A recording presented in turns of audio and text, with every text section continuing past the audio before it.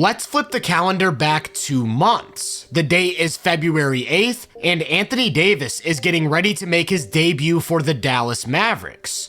On the other side of things was the Rockets, who had absolutely no answer. AD completely dominated them in the first half, recording 24 points, 13 rebounds, 5 assists, and 3 blocks, as the Mavs found themselves up 65-48. That's when the Rockets made a huge adjustment. To start the third, for the first time ever, they rolled out a double big lineup with both Alperen Sengun and Steven Adams on the floor together. What stands out about these units is the insane defensive personnel. You've got Amen Thompson chasing Kyrie Irving around a screen, while Dylan Brooks, another elite defender, is chasing Klay Thompson all over the court, and when he runs Klay off the three-point line, they have not one, but 2 big bodies parked under the basket to limit any opportunities at the rim. Thompson and Brooks are 2 of the best point of attack defenders in the league, so anytime their paths cross, they're comfortable switching just about any matchup. Then they've got Adams playing drop coverage while Amen recovers to block a mid-range jumper. The switchability in these lineups also applies to both bigs. They can throw Adams on opposing post scorers, as he might just be the strongest player in the NBA, and Sengun's gonna make sure Gafford doesn't get on the glass. Then when the Mavs tried to attack Adams in space by putting him in the pick and roll, again he's gonna drop, but notice how he's able to prioritize the ball, and that's because Sengun is roaming behind the play to protect the rim. Of course, the major drawback with these lineups is that they severely lack three-point shooting. Neither Adams or Sengun really stretch to the perimeter, and with Amen on the floor, that's 3 guys who the defense doesn't have to guard out in space. Just look at how AD's positioned on this play. He's only worried about not letting Jalen Green drive baseline, while Sengun waits for a pass at about the elbow. And that mid-range shot is one he can hit, but what I'm more focused on is what Adams is doing under the basket. If Adams isn't involved in the primary action, like on this one where Sengun's gonna hand it off to Green, he's gonna camp in the paint and battle the opposing big for inside position as he pursues second chances on the glass. The thing about second chance opportunities is that after that rebound is secured, the defense is almost always in some sort of scramble. So by quickly moving the ball and making the right decisions, chances are you're gonna get a great shot on that possession. Knowing this, teams defend Adams in a very unique way. When Sengun plays from the post, AD doesn't bring any help because he's so worried about making sure he's there to box out, and that means Sengun is left in single coverage. Here it is again a few minutes later. Sengun has a smaller Najee Marshall on him, and typically Davis would be roaming over to the strong side block to offer help, but he refuses to leave Adams, and the result is another easy bucket for Sengun. After 8 minutes of this double big look, it was time for Adams to check out, and the score was now 76-71. If you remember, at halftime it was 65-48, meaning that the Rockets had won these minutes 23-11. Of course, before the third quarter ended, AD would re-aggravate his groin injury and go back to the locker room, so we didn't get to see the double big look against him in the fourth, but they did run it for a short stint, and it was the exact same thing as before. It didn't take long for them to turn a 9-point deficit into a 5-point one as they regained momentum, only for Ime Udoka to make the decision to close with one of their normal lineups, and they slipped back behind, ultimately losing the game by 11 points. For the next 3 weeks, this lineup didn't show up in another game. At least, that was until March 4th against the Pacers. Houston could not get any stops whatsoever in the first half, and that trend continued into the beginning of the third, eventually finding themselves down 90-74. At that moment, you could actually see Adams getting ready to check himself out as Sengun entered, only for one of the assistant coaches to stand up and indicate that they're leaving both bigs on the floor together. Then they decided to roll out a 2-3 zone, with one big parked at the free throw line and another in the corner, then all of those defensive-minded wings flying all over the perimeter. The Pacers' offense sort of hit a wall. They tried to attack the zone with a high ball screen in early offense, only for Sengun to force the drive baseline and play cleanup at the rim. They also tried a high ball screen in the middle of the floor to draw the opposite wing before swinging it, but the Rockets' wings were moving on a string, so the ball never even touched the inside of the arc before this three-point attempt. It was nearly impossible for them to create any sort of dribble penetration against the zone. Then, in the rare event they did, whoever had the ball just ran into one of those 7-footers, so they weren't able to generate any sort of quality offense in the paint. So against the double big lineup in the third, the Pacers didn't score a single point.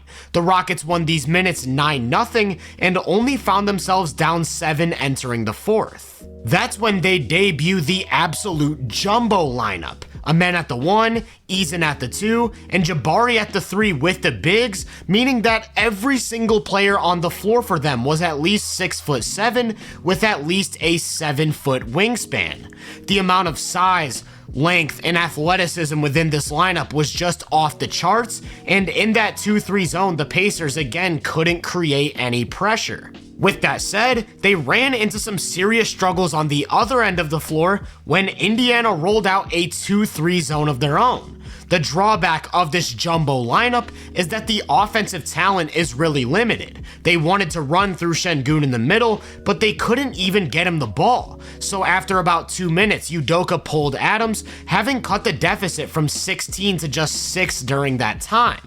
Then they went on to lose the rest of the fourth 20-13, ultimately falling behind by 13 by the end of the game. This loss was a lot different than the one in Dallas though, and that's because it marked the starting point of when these lineups would actually become a part of their normal rotation. Over their next 7 games, this lineup would play 69 minutes, or about 10 minutes a game, and it's during this stretch where we really got to see the benefits. I talked about how Adams has to be defended in a unique way because of his ability to grab offensive rebounds, but it's important to highlight just what magnitude of rebounder we're talking about.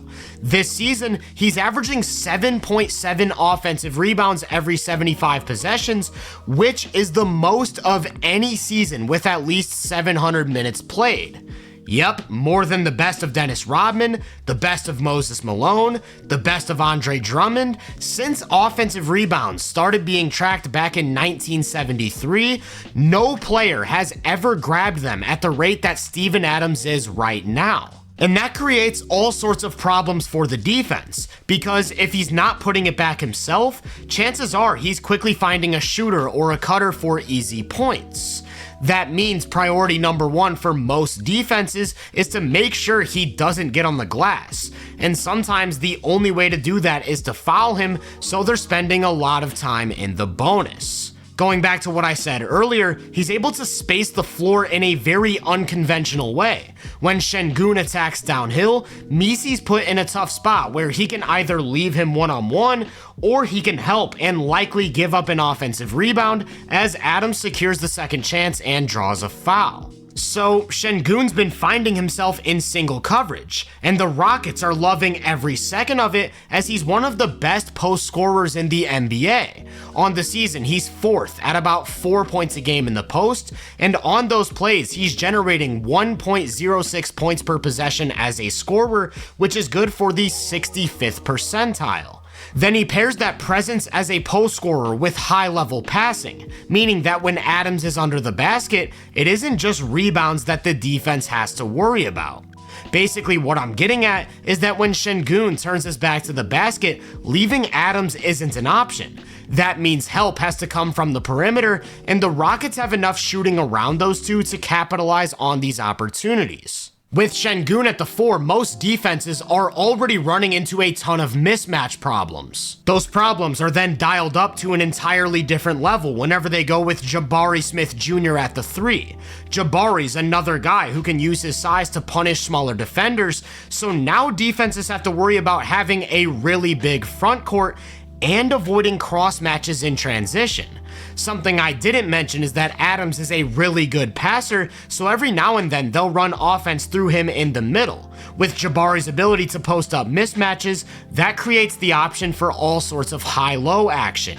Having a passer like that at the 5 also unlocks a ton of ball movement. If there's anything these Rockets units excel at besides defense and rebounding, it's that they're always making the right extra passes to ensure that the ball finds the open man.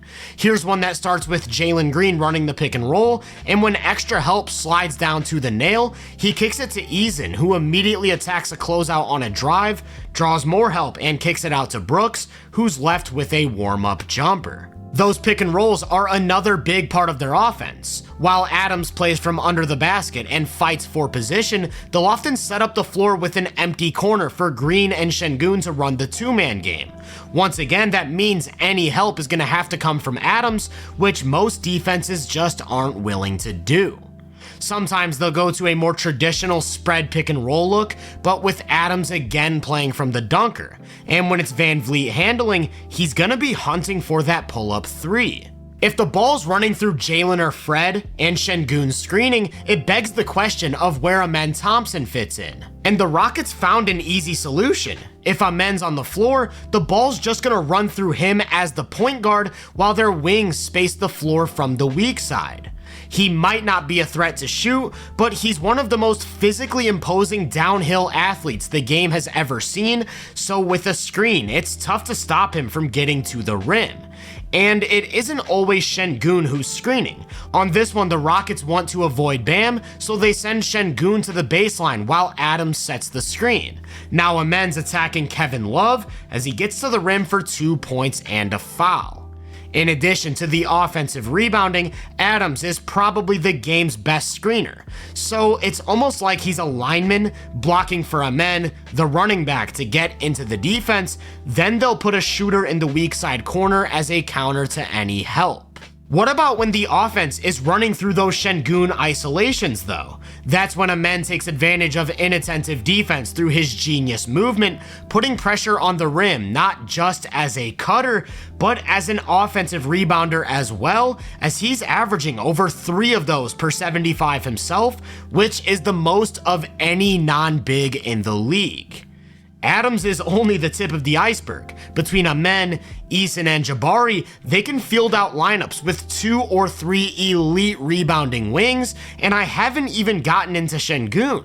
He too can battle for position inside and get on the glass at a high level. He's averaging 4 offensive rebounds per 75, good for 19th in the NBA. Or in simpler terms, these lineups from the Rockets might just be the best we've ever seen at creating second chance opportunities. In 156 minutes, lineups that include both Adams and Sengun on the floor together have an offensive rebounding percentage of 51.8%. That means that when a shot goes up, more than half of the time the Rockets are going to get a second chance at scoring. It's hard to put into words how valuable that is, but it's reflected in the team's offensive efficiency. Keep in mind, it's only been 156 minutes, so we're still working with a pretty small sample, but with both bigs on the floor, the Rockets have produced an offensive rating of 128.4. As for the defense, it's arguably been even better, and they go straight to that 2-3 zone basically every single time. Like I talked about with the Pacers game, the idea is to keep Adams parked in the middle, almost serving as a wall to deter any ball handlers from driving. Then they surround the bigs with a ridiculous combination of length and athleticism from the wings, so no matter how many times the offense swings the ball around the perimeter, chances are they've got all the bases covered.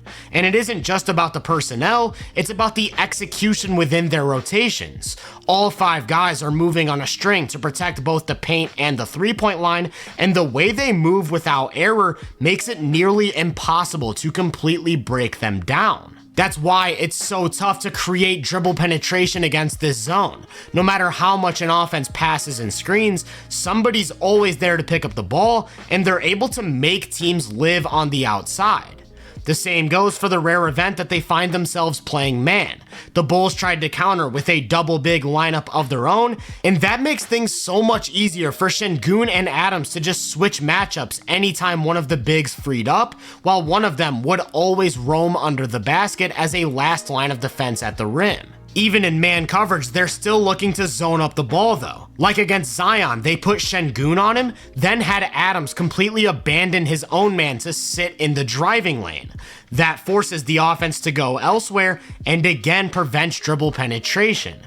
This is only amplified by the fact that Houston has multiple wings who can also protect the rim. So on a play like this where Sengun and Adams again zone up Zion, it looks like a lob to the big is available, only for Jabari Smith to drop down and break it up. Again, it's 156 minutes, but these double big lineups have produced a remarkable defensive rating of 93.6. That means in total, their net rating is plus 34.8. That's the highest point differential of any two-man pairing with at least 150 minutes played. The thing is, during the 7 games where they really started to implement these lineups, it was always for a really short stint. They'd toss it out here and there throughout the game depending on what their opponent did, but the longest stint was just 5 minutes. At least, that was until March 23rd against the Nuggets. Through 3 quarters, they found themselves down 96-79, so they decided to open up the 4th with the double bigs, and right on cue, that meant they went straight to that 2-3 zone. It's important to note that the Nuggets were without Jokic, who might just be the most zone-proof player in the NBA. Instead, they were forced to run things through Gordon, who simply isn't the same type of creator. With some of Gordon's own shortcomings, this Denver roster also really lacks three-point shooting, so either one of Adams or Sengun could just sit in the paint at all times. Take a look at this play. Sengun is playing off of Jordan, while Adams plays off of Russ, and that's basically 2 7-footers on each block. So regardless of what Jamal and Brown do to create dribble penetration, there's nothing good waiting for them in the paint.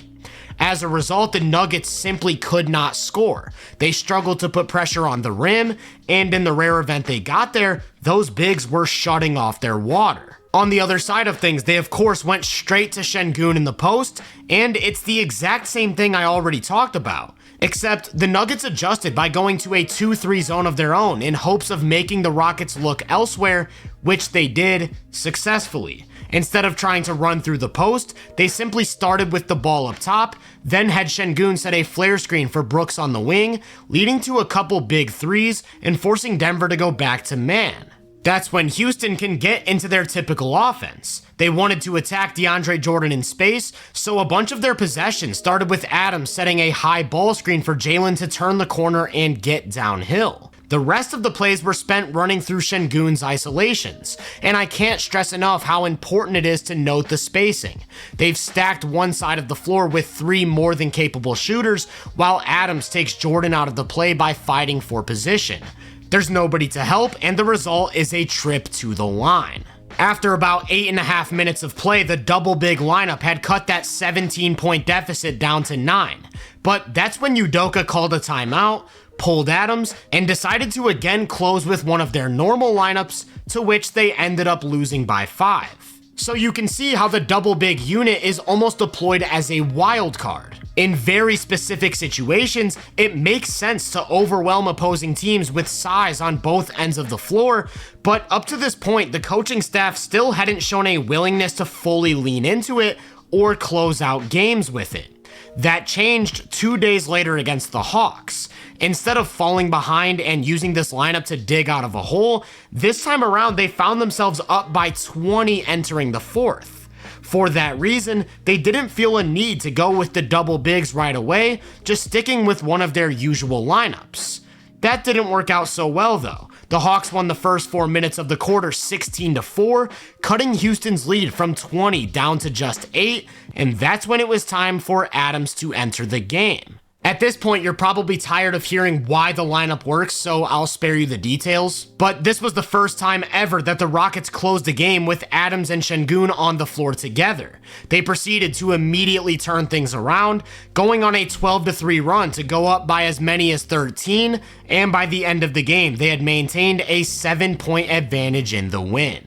The lineup showed up a couple times over the next week against both the Suns and the Lakers, but it was on April 4th against the Thunders when they really put themselves on the map in a statement performance. One of the defining qualities of this OKC team is their own unique double big pairing, with the biggest difference being that Chet Holmgren is a really good outside shooter. But what we learned from this game was that the Rockets have a tremendous advantage in the physicality department. From the interior passing and cutting, to Sengun's post play and Adams controlling the glass, they completely dominated the Thunder in 16 minutes with those two on the floor, and they ended up giving OKC their 13th loss of the season, killing the dream of winning 70 games. Then we saw the lineup for 9 minutes against Golden State in a game that was defined more by Amen Thompson and the team's overall defense on Steph Curry, and that takes us to the present day where we've seen 156 very awesome minutes. No, I don't ever expect this to be Houston's go-to lineup for starting or closing games, but I can think of a few matchups where the double big look can be a game changer in the postseason. I already talked about OKC and Denver. Another big one is Minnesota, as they've struggled with 2-3 zones in the past, and it's a counter for the Wolves' giant front court. I think these lineups could help a lot against massive bigs like Zubats and Zach Edey, and it can even serve as a counter to the small ball that teams like LA and Golden State like to run. Really, more than anything, it's a curveball that teams are really going to struggle adjusting to. From the loaded defensive personnel to the offensive rebounding and ball movement on offense, the Rockets have really found something with these double big looks, and I can't wait to see how it looks come playoff time. If you enjoyed this breakdown, make sure to drop a like, subscribe, and turn my post notifications on to be first on more content. If you're interested in my more in-depth research, make sure to check out the Hoop Venue podcast and my social media profiles. You can find those links in the description. Feel free to let me know down in the comments what you think of the Rockets. As always, I hope you all have a great day, and I'll catch you guys in the next one.